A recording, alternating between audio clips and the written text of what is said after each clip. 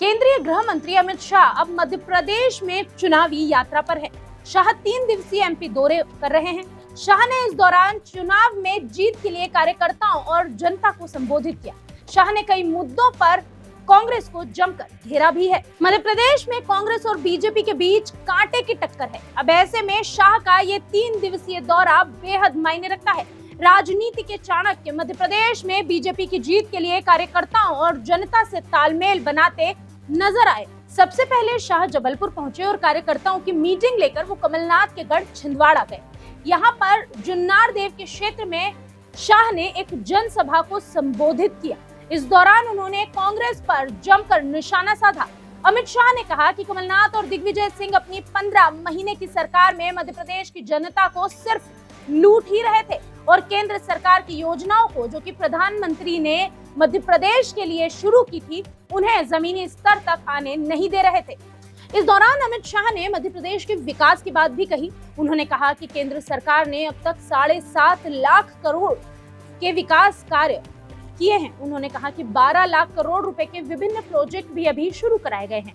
इसके आगे शाह ने जनता से कहा कि अगर कमलनाथ की सरकार गलती से भी मध्य प्रदेश में आ गई तो ये लोग इन प्रोजेक्ट्स को ग्राउंड पर सफल नहीं होने देंगे। अमित शाह ने इस दौरान राम मंदिर का भी जिक्र किया और कांग्रेस को जमकर घेरा। शाह ने कहा कि कांग्रेसी नेता राम मंदिर को लटका रहे थे, लेकिन अब 22 जनवरी को रामलला की स्थापना होने वाली है।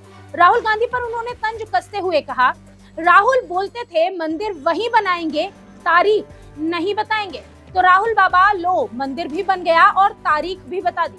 अब आप रामलला के दर्शन करने जरूर जाना। अमित शाह ने इसके बाद प्रियंका गांधी और राहुल गांधी की चुनावी सभाओं का जिक्र किया। उन्होंने कहा कि भाई बहन चुनावी राज्यों में घूम घूम के पूछते हैं कि देश में क्या हुआ, तो आपको समझ नहीं आएगा, क्योंकि जिसके मूल में भारत है उनको ही समझ आएगा। जिसके मूल में इटली है उन्हें समझ नहीं आ सकता कि भारत में क्या विकास हुआ है। अमित शाह ने एक बार फिर कांग्रेस पर परिवारवाद के गंभीर आरोप लगाए। अमित शाह ने कहा कि मध्य प्रदेश में 3 परिवारों का बोलबाला है, एक गांधी परिवार, एक कमलनाथ परिवार और तीसरा दिग्विजय परिवार। उन्होंने आगे चुटकी लेते हुए कहा कि 3 तिगाड़ा काम बिगाड़ा। आदेश गांधी परिवार का, निर्देश कमलनाथ का और गलती हो तो दिग्विजय सिंह पर ठीकरा फोड़ दो।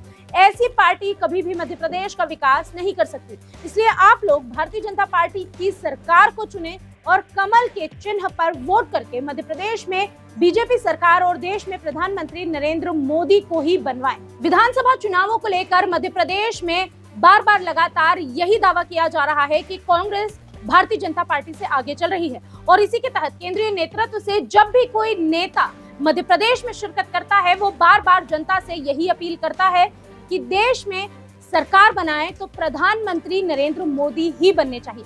यानी कि ये साफ कहा जा सकता है कि केंद्रीय नेतृत्व का पूरा जोर लोकसभा चुनावों पर ही है।